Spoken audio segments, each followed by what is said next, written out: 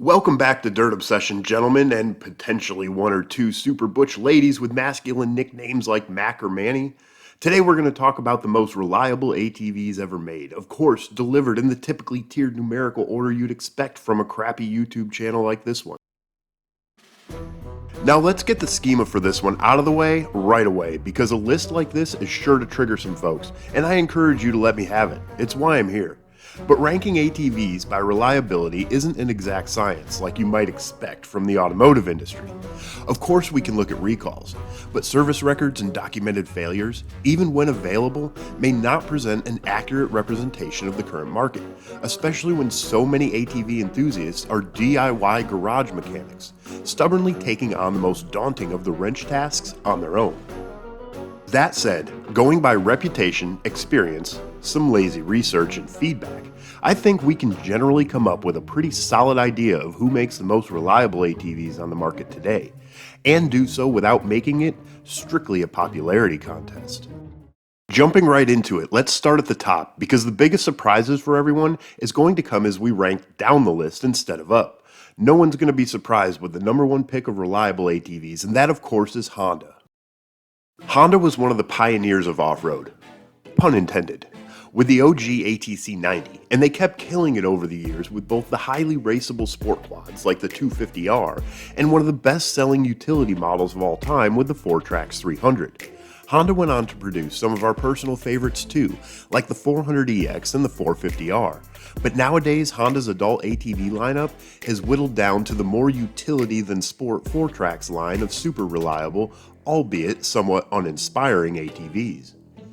Nearly every ATV in Honda's lineup over the last 40 plus years has built its own reputation of reliability, partly due to the simple but rugged designs, a stubborn commitment to manual or dual clutch transmissions instead of rubber bands, and of course the Japanese quality control that leads to super engine longevity.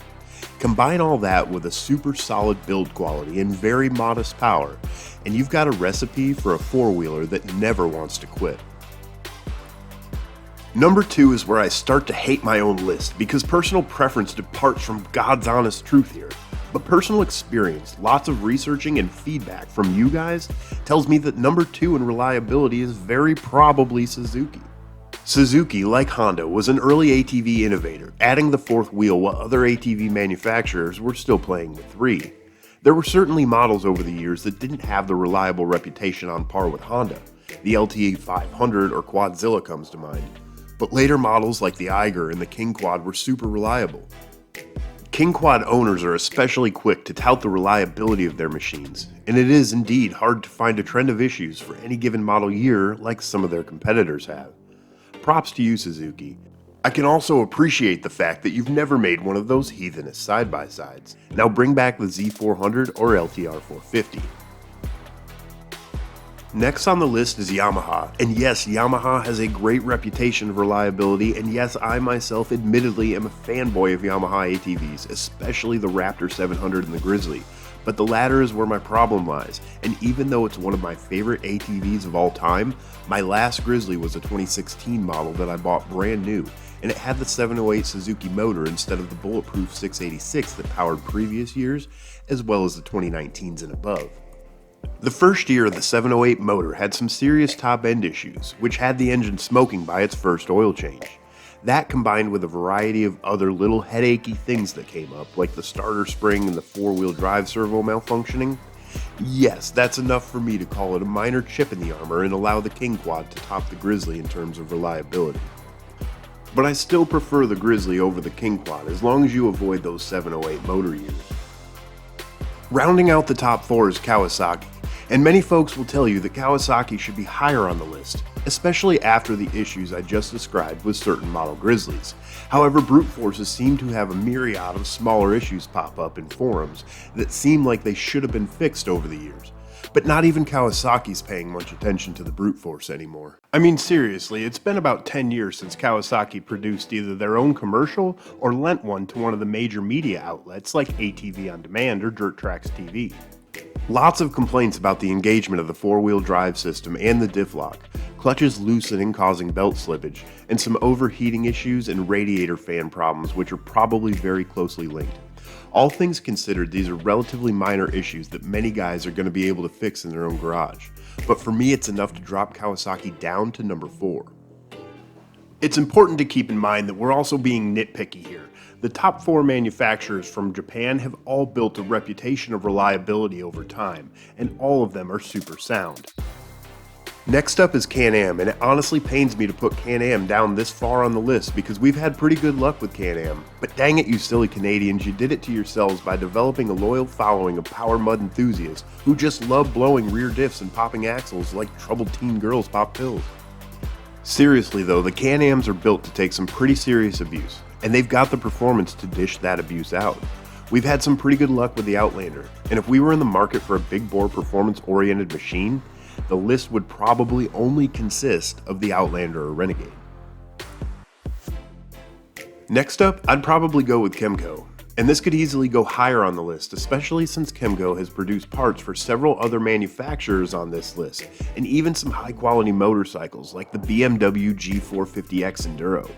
Kymco actually got its start after a split from Honda in the 60s and moved manufacturing to Taiwan, where they started producing scooters and ATVs under the Kymco brand. Kymco machines are often rebranded by other major manufacturers, and before you Arctic Cat boys get butthurt about AC not showing up on this list, you gotta realize that a lot of the Arctic Cat machines that earned a reliable reputation were actually rebranded Kymcos. Chemco built some pretty cool machines over the years too, and you can still find the Maxer 450 that ATV On Demand tested 10 years ago on the market today if you can find the right dealership. Again, I'd put Arctic Cat on this list below Chemco mainly because of the unknown with Textron driving the ship. Chemco had a lot to do with the reliability reputation that Arctic Cat gained before being sold to Textron, and some of Textron's newer designs aren't long-term tested, even though rumor has it many of their power plants are still sourced and not built in-house. So if you're looking at an older Cat that's in good shape, I wouldn't say shy away, but going forward there's just too big of a question mark to place them higher on this list. Polaris deserves this spot pretty damn far down the list, and it's not because I don't like Polaris, I'm still a Popo owner, but for all the performance and innovations, there's some looming inadequacies that keep costs down but also sacrifice reliability. That's not to say you should avoid all Polarises. The old 500s were pretty dang solid and are typically the model referred to in the positive Polaris reliability comments. But there's also a lot of horror stories out there, and we've not had the best luck with a few XP1000s, even though they're big, powerful, and comfortable. In general, Polaris makes some super solid engines and transmissions, but high quality parts all the way around and quality control that keeps you out of the garage just doesn't always seem to be there. I mean seriously, they've got more recalls in the last 3 years than most dealerships have inventory right now. But they're always the market leaders for a reason. Reliability isn't the most important thing to every consumer, and Polaris's redeeming qualities are the price, comfort, and performance. CFMoto is a bit of a dark horse on this list for me. There's a growing number of guys out there who are on the Chinese factory motos and talk about what a great machine it is, but very few of them seem to be over a year or two old. I did find a disproportionately high number of Better Business Bureau complaints against CFMoto, but a lot of that seemed like it could be tied back to dealership versus the company itself. The philosophy of budget foreign machines attempting to enter the US market that's already dominated by Japanese and North American machines has to come in offering more features for less money, and that's exactly what CFMoto is doing, and they seem to be increasingly successful at it. But what are we sacrificing on the back end to save on the front end? All I'm saying is, it seems just a touch risky, but more power to the folks willing to toe that line. Personally, I'm going to go with a Chemco over a CFMoto, but CFMoto is definitely increasing their dealership, and who knows, maybe they'll prove themselves reliable over time. The most important thing to remember in all of this is to buy what makes you happy, because at the end of the day, these are off-road machines, and they're typically subject to fairly extreme abuse. They're all going to break eventually. For most of us, this is about purely having fun, and the most reliable ATV out there is never going to be the most fun. But let us know your thoughts in the comments below. Do you prioritize reliability or performance? Are you willing to take a risk on an unproven brand? And while you're pondering, go ahead and tap that subscribe button. We'll see you next time.